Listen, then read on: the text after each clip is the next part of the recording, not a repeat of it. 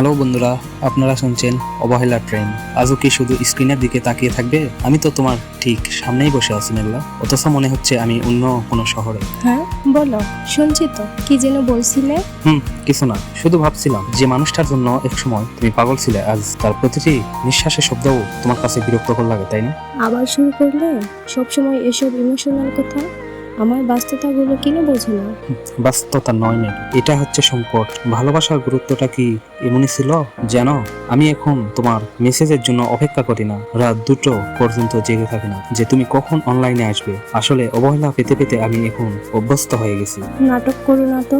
তুমি জানো আমি তোমাকে ভালোবাসি। আমার কাজের চাপে যদি তোমাকে সময় দিতে না পারি, তার মানে এই না যে আমি তোমাকে অবহেলায় করছি। ভালোবাসা আর অবহেলা একসাথে চলে না মেঘলা। তুমি আমায় ফুটবল বানিয়ে খেলছো। তুমি কি চাও আমি সব সময় কাজ ছেড়ে শুধু তোমাকে নিয়ে থাকি?